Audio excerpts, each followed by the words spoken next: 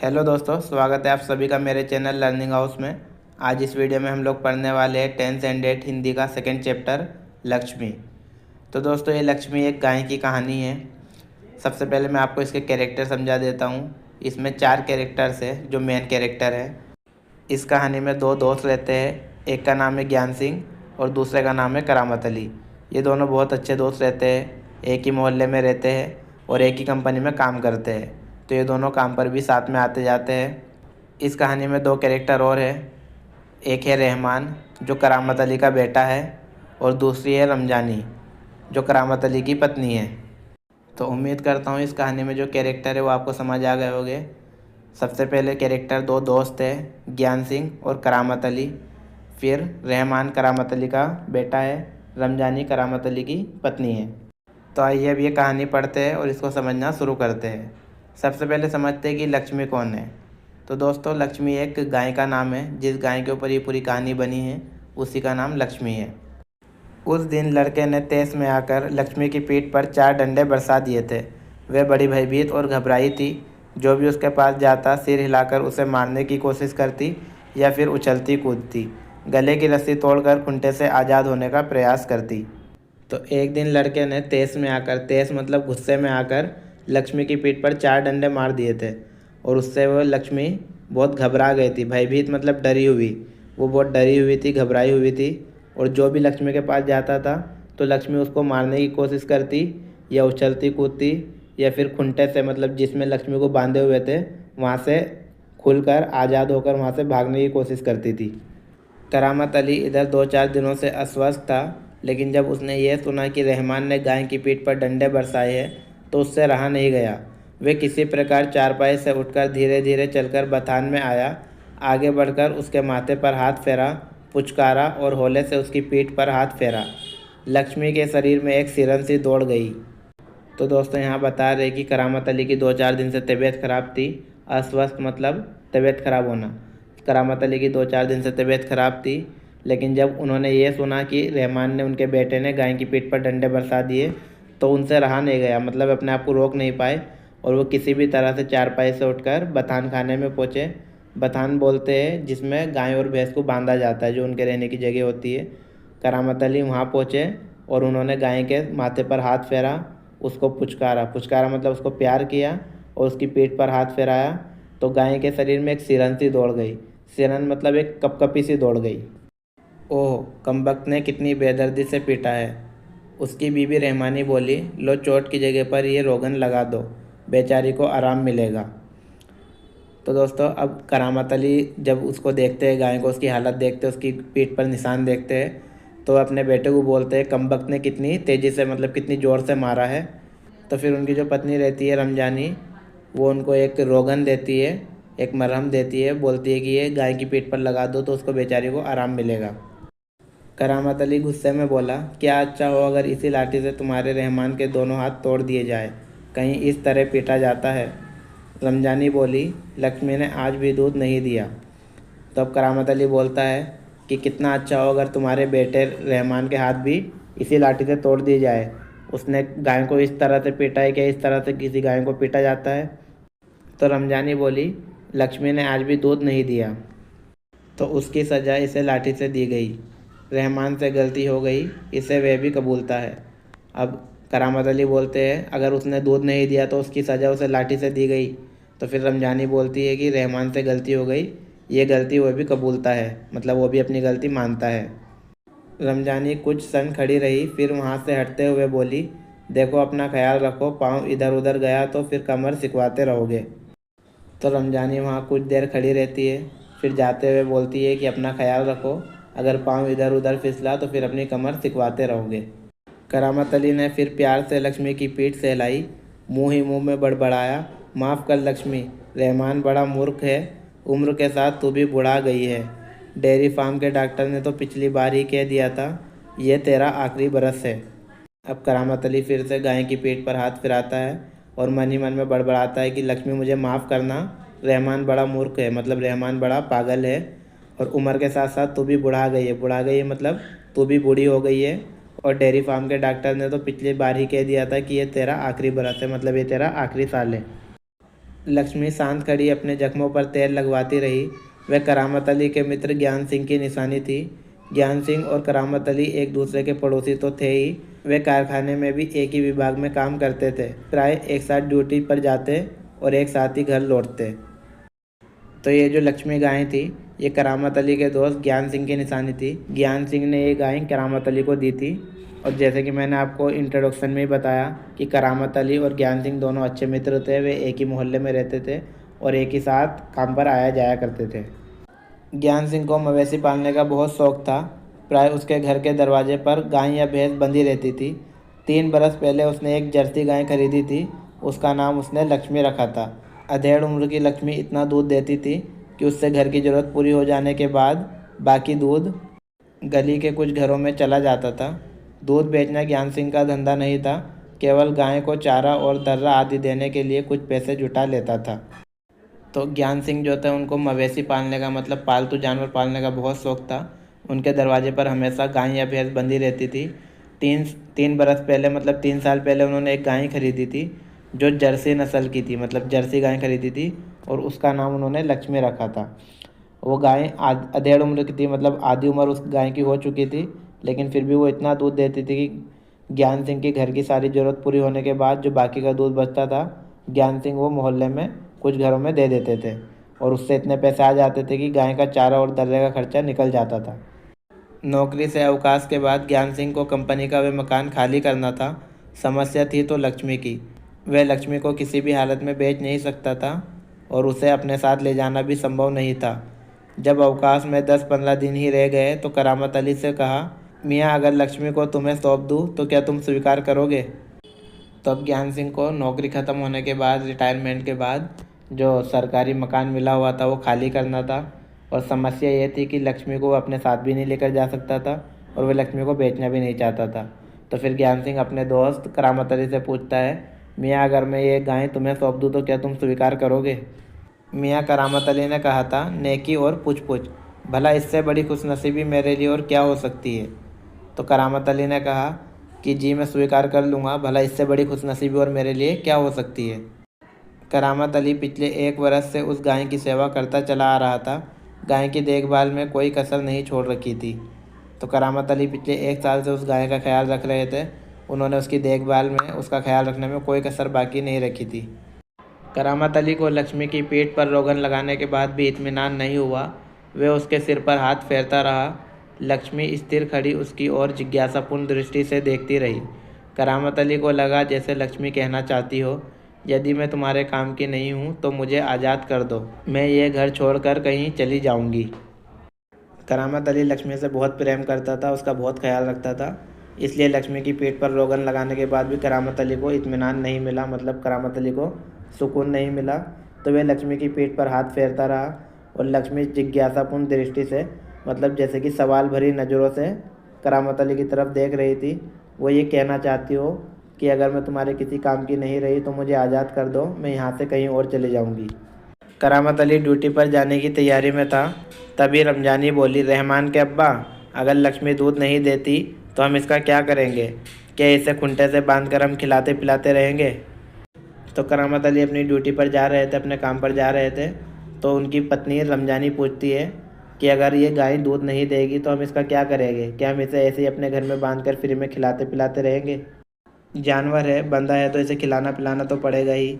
जानते हो इस महंगाई के ज़माने में सिर्फ सादा चारा देने में ही 300-350 महीने का खर्च आता है।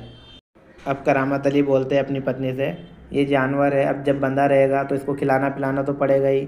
तो उनकी पत्नी रमजानी बोलती है कि जानते हो इस महंगाई के ज़माने में अगर हम सादा चारा भी इसको खिलाते हैं तो महीने का 300-350 रुपये का खर्च हो जाता है। सो तो है। कहते हुए करामत अली आगे कुछ नहीं बोला। घर से निकलकर कारखाने की तरफ हो लिया। रास्ते में वह रमजानी की बात पर विचार कर रहा था। लक्ष्मी अगर दूध नहीं देगी तो उसका क्या करेंगे? ये ख्याल तो उसके मन में आया ही नहीं था कि एक समय ऐसा भी आ सकता है कि गाय को घर के सामने खूंटे से बांधकर मुफ्त में खिलाना भी पड़ सकता है।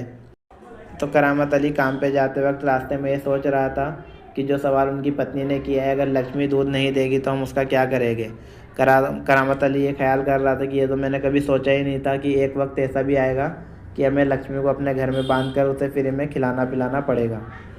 उसके साथ ही नईम ने उसे परेशान देखा तो पूछा, करामत मियाँ क्या बात है, बड़े परेशान नज़र आ रहे हो, खैरियत तो है? ऐसी कोई विशेष बात नहीं है, कुछ तो होगा। तो करामत अली जब रास्ते में परेशान होते हुए जा रहे थे तो उनका एक साथी उनको परेशान देखता है जिनका नाम नईम था। वो पूछता है कि क्या बात है करामत मियाँ, क्यों परेशान नज़र आते हो? तो करामत अली बोलते हैं, नहीं ऐसी कोई बात नहीं है। तो जो उनके साथी थे नईम, वो पूछते हैं, कुछ तो होगा।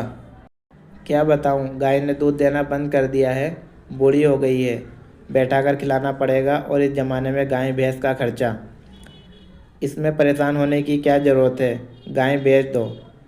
तो अब करामत अली बताते हैं कि क्या बताऊँ, गाय ने दूध देना बंद कर दिया है, वो बूढ़ी हो गई है, और इस ज़माने में गाय भैंस का खर्चा बहुत ज़्यादा होता है। तो वो उनके दोस्त कहते हैं, तो इसमें परेशान होने वाली क्या बात है, गाय को बेच दो। करामत अली ने होका भरते हुए कहा, हाँ परेशानी से छुटकारा पाया जा सकता है, बहुत आसान तरीका है, लक्ष्मी को बेच दिया जाए। वह नईम के पास से हटकर अपने काम में जुट गया। तो करामत अली ने हैरानी से कहा, होका भरते हुए कहा कि हाँ लक्ष्मी से छुटकारा पाया जा सकता है अगर उसको बेच दिया जाए। और फिर वह इतना कहकर नईम के पास से हट गया और अपने काम में जुट गया। करामत अली रात का गया, सवेरे कारखाने से घर लौटा। रात की ड्यूटी से लौटने पर ही वह लक्ष्मी को दूता था। घर में घुसते ही उसने रमजानी से पूछा, क्या लक्ष्मी को अभी तक चारा नहीं दिया? रमजानी बोली, रहमान से कहा तो था, तुम दोनों की मर्जी होती तो गाय को अब तक चारा मिल चुका होता। अगर वह दूध नहीं दे रही है तो क्या उसे भूखा रखोगे?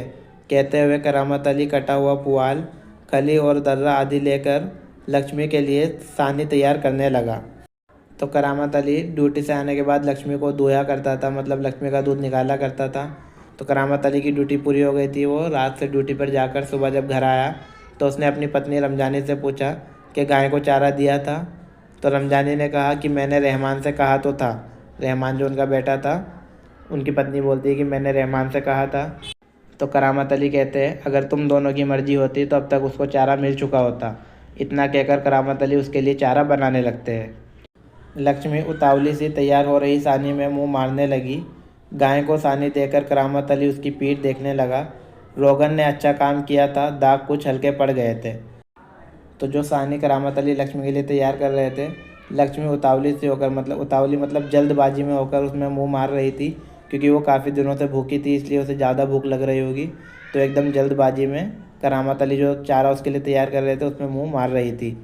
करामत अली उसकी पीठ देख रहे थे, तो उन्होंने जो रोगन लगाया था उसने अच्छा काम किया था। लक्ष्मी की पीठ पर जो निशान आए थे वो हल्के पड़ गए थे।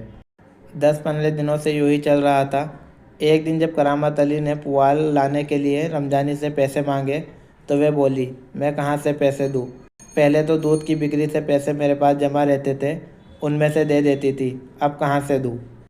तो करामत अली जब लक्ष्मी के चारे के लिए पैसे मांगते हैं तो उनकी पत्नी कहती है कि मैं कहाँ से पैसे दूँ? पहले तो दूध बिकता था तो उससे पैसे हो जाते थे तो वे दे देती थी, अब कहाँ से पैसे दूँ? लो ये राशन के लिए कुछ पैसे रखे थे। कहते हुए रमजानी ने संदूकची में से 20 का एक नोट निकाल कर उसे थमाते हुए कहा, इससे लक्ष्मी का चारा ले आओ। ठीक है, इससे लक्ष्मी के 2-4 दिन निकल जाएंगे। आखिर इस तरह कब तक चलेगा? रमजानी दुखी स्वर में बोली। तो करामत अली ने जब चारे के लिए पैसे मांगे थे तो उनकी पत्नी रमजानी ने उनको एक 20 की नोट दे दी और कहा, इससे चारा ले आओ। फिर उनकी पत्नी रमजानी उनसे दुखी स्वर में पूछती है, आखिर ऐसा कब तक चलेगा? तुम इसे खुला छोड़कर आजमा कर तो देखो, कहते हो तो ऐसा करके देख लेंगे। अब करामत अली की पत्नी करामत अली से कहती है कि तुम गाय को खुला छोड़कर तो देखो, अगर तुम कहते हो तो इसको छोड़कर देख लेंगे। दूसरे दिन रहमान सवेरे 8-9 बजे के करीब लक्ष्मी को इलाके से बाहर, जहाँ नाला बहता है, जहाँ झाड़ झंकार और धूप के कारण ज़मीन हरी नज़र आती है, छोड़ आया ताकि वे घास इत्यादि खाकर अपना कुछ पेट भर ले। लेकिन माँ बेटे को यह देखकर आश्चर्य हुआ कि लक्ष्मी 1-1.5 घंटे के बाद ही घर के सामने खड़ी थी। उसके गले में जो रस्सी थी, एक व्यक्ति उसी रस्सी को हाथ में थामे कह रहा था, क्या ये गाय आप लोगों की है? तो दूसरे दिन सवेरे ही रहमान लक्ष्मी को इलाके के बाहर छोड़कर आ जाता है, जहाँ नाला बह रहा था, जहाँ झाड़ और हरियाली थी, ताकि लक्ष्मी वहाँ कुछ खाकर अपना पेट भर सके। लेकिन दोनों माँ बेटे ये देखकर हैरान हो जाते कि 1-1.5 घंटे के बाद ही लक्ष्मी उनके घर के बाहर नज़र आती है और एक व्यक्ति उनकी गाय की रस्सी पकड़कर कहता है, क्या ये गाय आप लोगों की है? रमजानी ने कहा, हाँ, ये हमारी गाय का सब चारा खा गई है, इसे आप लोग बांध कर रखें, नहीं तो काजी हाउस में पहुंचा देंगे। रमजानी चुप खड़ी रही, आंख तुक की बातें सुनती रही। तो जब उस व्यक्ति ने पूछा कि ये गाय आप लोग की है, तो रमजानी ने कहा, जी हाँ, ये हमारी गाय है। तो उस व्यक्ति ने कहा कि आप लोग इस गाय को बांध कर रखें, क्योंकि ये हमारी गाय का सारा चारा खा गई है। वो आदमी गुस्से में बोल रहा था और रमजानी चुपचाप खड़ी हुई उस आदमी की बातें सुन रही थी। दोपहर बाद जब करामत अली ड्यूटी से लौटा और नहा धोकर कुछ नाश्ते के लिए बैठा, तो रमजानी उससे बोली, मेरी मानो तो इसे बेच दो, फिर बेचने की बात करती हो, कौन खरीदेगा इस बुढ़िया को। रहमान कुछ कह तो रहा था, उसे कुछ लोग खरीद लेंगे, उसने किसी से कहा भी है, शाम को वे तुमसे मिलने भी आएंगे। तो करामत अली जब ड्यूटी से लौटते हैं तो वे नाश्ते के लिए बैठते हैं, तो उनकी पत्नी रमजानी उनसे कहती है कि मेरी बात मानो तो इस गाय को बेच दो। तो करामत अली कहते हैं कि फिर बेचने की बात करती हो, कौन खरीदेगा इस बुढ़िया गाय को, अब ये गाय बुढ़िया हो चुकी है। तो फिर वे कहती है कि रहमान कह तो रहा था कि कुछ लोग इसे खरीद लेंगे, और उसने किसी से बात भी किया है, और वे लोग आज शाम में आपसे मिलने के लिए आने वाले हैं। करामत अली ये सुनकर खामोश रह गया। उसे लग रहा था सब कुछ उसकी इच्छा के विरोध जा रहा है, शायद जिस पर उसका कोई वश नहीं है। करामत अली ये अनुभव करते हुए कि लक्ष्मी की चिंता अब किसी को नहीं है, खामोश रहा, उठा और घर में जो सूखा चारा पड़ा था उसके सामने डाल दिया। तो करामत अली अब ये सोचने लगा कि सब कुछ उसकी इच्छा के विरोध हो रहा है, मतलब उसकी मर्जी के ख़िलाफ़ हो रहा है, और जिस पर उसका कोई कंट्रोल नहीं, जिस पर वो कुछ नहीं कर सकता। करामत अली अब खामोश रहे और उनको लगा कि लक्ष्मी की चिंता अब किसी को नहीं है। तो घर में जो सूखा चारा पड़ा था, जो सूखा खाना था लक्ष्मी के लिए, वो उन्होंने लक्ष्मी के आगे डाल दिया। लक्ष्मी ने चारे को सूंघा और फिर उसकी तरफ निराशापूर्ण आंखों से देखने लगी, जैसे कहना चाहती हो, मालिक ये क्या, आज क्या मेरे फागने को ये सूखा चारा ही है, दर्रा खाली कुछ नहीं। तो करामत अली ने जब वो लक्ष्मी को चारा डाला, तो लक्ष्मी ने जैसे ही वो खाया, तो लक्ष्मी निराशापूर्ण आंखों से, मतलब टूटी हुई उम्मीद से करामत अली की तरफ देखने लगी, जैसा वो ये कहना चाह रही हो कि मालिक ये क्या है, कि अब मेरे लिए बस ये सूखा चारा ही बचा है। करामत अली उसके पास से उठकर मुंह हाथ धोने के लिए गली के नुक्कड़ पर नल की ओर चला गया। 7-8 बजे के करीब रहमान एक व्यक्ति को अपने साथ लाया। करामत अली उसे पहचानता था। इसके पहले कि उससे कुछ औपचारिक बातें हो, करामत अली ने पूछा, क्या तुम गाय खरीदने आए हो? उसने जवाब में कहा, हाँ, बूढ़ी गाय है, दूध नहीं देती। तो क्या हुआ? तुम इसे लेकर क्या करोगे? मैं कहीं और बेच दूंगा। ये तुम्हारा पुराना धंधा है, मैं जानता हूँ, मुझे तुम्हें गाय नहीं बेचनी। करामत अली ने उसे कोरा जवाब दे दिया। तो करामत अली का बेटा रहमान एक व्यक्ति को लेकर आया था जो गाय खरीदने के लिए आया था। करामत अली ने जब उसे देखा तो करामत अली उसे पहचानता था। करामत अली ने उससे पूछा कि क्या तुम ये गाय लेने के लिए आए हो? तो उसने कहा, जी हाँ। तो करामत अली ने कहा कि ये गाय बूढ़ी है, दूध नहीं देती, तुम इसका क्या करोगे? तो उसने कहा, तो क्या हुआ? उसने कहा कि मैं इसे कहीं और बेच दूंगा। तो करामत अली ने कहा कि ये तुम्हारा पुराना धंधा है, मैं जानता हूँ, इसलिए मैं तुम्हें ये गाय नहीं बेचूंगा। करामत अली ने उसे साफ साफ मना कर दिया। रमजानी करामत अली के चेहरे का भाव भांपती हुई बोली, क्या यह भी कोई तरीका है, आने वाले को खड़े खड़े दुत्कार कर भगा दो? तुम जानती हो वह कौन है? करामत अली ने कड़ू स्वर में कहा। तो जब रमजानी ने करामत अली का यह रवैया देखा बात करते हुए, तो रमजानी ने करामत अली से कहा कि यह भी कोई तरीका है बात करने का, सामने वाले को खड़े खड़े दुत्कार कर भगा दो। तो करामत अली ने कहा, क्या तुम जानती हो वह कौन है? करामत अली ने यह बात एकदम कड़वे स्वर में कही, मतलब एकदम तीखी आवाज़ में कही। वह लक्ष्मी को ले जाकर वहाँ बेच आएगा, जहाँ टुकड़े टुकड़े होकर वे बिक जाएगी। मेरे दोस्त ज्ञान सिंह को इसका पता चल जाएगा तो वे मेरे बारे में क्या सोचेगा। तब करामत अली अपनी पत्नी से कहता है कि ये लक्ष्मी को वहाँ बेच आएगा जहाँ उसको काट कर टुकड़े टुकड़े कर कर बेच देंगे, और अगर मेरे दोस्त को ये बात पता चल जाएगी तो वो मेरे बारे में क्या सोचेगा। उस दिन करामत अली बिना कुछ खाए पिए रात को बिना बिस्तर की चारपाई पर पड़ा रहा। नींद उसकी आंखों से कोसों दूर थी। उस दिन करामत अली ने कुछ भी खाया पिया नहीं था और वो बिना बिस्तर की चारपाई पर पड़ा रहा, और नींद उसकी आंखों से कोसों दूर थी, मतलब नींद उसकी आंखों से बहुत दूर थी। करामत अली को उस दिन नींद नहीं आ रही थी। रात काफ़ी निकल चुकी थी। सवेरे देर तक वह लेटा ही रह गया। कुछ देर बाद करामत अली ने चारपाई छोड़ी, मुँह हाथ धो घर से बाहर निकल पड़ा। लक्ष्मी के गले से बंधी हुई रस्सी खूंटे से खोली और उसे गली से बाहर ले जाने लगा। रमजानी जो दरवाजे पर खड़ी ये सब देख रही थी, बोली इसे कहाँ ले चले। तो रात काफ़ी निकल चुकी थी, करामत अली को नींद नहीं आ रही थी, वो ऐसी परेशान था। जैसे ही सुबह हुई तो वो सुबह अपनी चारपाई से उठा और अपनी गाय की रस्सी खोलकर उसको लेकर जाने लगा। जब वो गाय को लेकर जा रहा था तो उसकी पत्नी रमजानी ने पूछा, तुम ये गाय कहाँ लेकर जा रहे हो। करामत अली ने कहा, जहाँ इसकी किस्मत में लिखा है। वह लक्ष्मी को सड़क पर ले आया। लक्ष्मी बिना किसी रुकावट या हुज्जत के उसके पीछे पीछे चली जा रही थी। वह उसकी रस्सी पकड़े सड़क पर आगे की ओर चलता गया। चलते चलते कुछ क्षण रुक कर वह बोला, लक्ष्मी चल, अरे गौशाला यहाँ से 2 किलोमीटर दूर है, तुझे गौशाला में भर्ती करा दूंगा। वहाँ तू इत्मीनान से रहना। वहाँ तू हमारे घर की तुलना में मज़े से रहेगी। भले ही मैं वहाँ ना रहूँ, पर जो लोग भी होंगे मेरे ख्याल से तुम्हारे लिए अच्छे ही होंगे। मैं कभी कभी तुम्हें देखने आया करूँगा, तब तुम मुझे पहचानेगी भी या नहीं खुदा जाने। ये कहते हुए करामत अली का गला भर आया, उनकी आंखों में आंसू आ गए। तो करामत अली अब लक्ष्मी को गाय को गौशाला में भर्ती कराने के लिए लेके जाते हैं। जाते जाते वो सड़क पर उससे कुछ पल रुक कर कहते हैं कि चल लक्ष्मी, गौशाला अब यहाँ से 2 किलोमीटर दूरी बचा है, मैं तुझे गौशाला में भर्ती कर दूँगा। वहाँ तू इत्मीनान से रहना और हमारे घर के मुकाबले में तू वहाँ ज़्यादा आराम से रहेगी। भले ही मैं वहाँ नहीं रहूँगा, लेकिन जो लोग भी होंगे वे अच्छे होंगे और कभी कभी मैं तुझसे मिलने के लिए आया करूँगा। पता नहीं जब मैं तुझसे मिलने आया करूँगा तब तू मुझे पहचानेगी भी या नहीं। इतना कहकर करामत अली का गला भर आता है, मतलब वे भावुक हो जाते हैं और उनकी आंखों से आंसू निकलने लगते हैं। चल लक्ष्मी चल, जल्दी जल्दी पैर बढ़ा। और वे खुद किसी थके मंदे बूढ़े बैल की तरह भारी कदमों से आगे बढ़ने लगा। तो दोस्तों ये थी लक्ष्मी की पूरी कहानी। ये कहानी आपको कैसी लगी इसका जवाब आपको कमेंट बॉक्स में कमेंट करके बताना है। इस कहानी से आपको क्या सीख मिलती है, इस कहानी की आपको क्या मोरल वैल्यू समझ में आती है, इसका जवाब भी आपको कमेंट बॉक्स में कमेंट करके बताना है। दोस्तों मैं अपने इस चैनल पर इंग्लिश और हिंदी के सभी चैप्टर्स कवर करने वाला हूँ, इंक्लूडिंग ग्रामर टॉपिक्स। तो अगर आपने अभी तक मेरा चैनल सब्सक्राइब नहीं किया है तो जल्दी से सब्सक्राइब कर लीजिए, ताकि एक भी टॉपिक आपका मिस ना हो।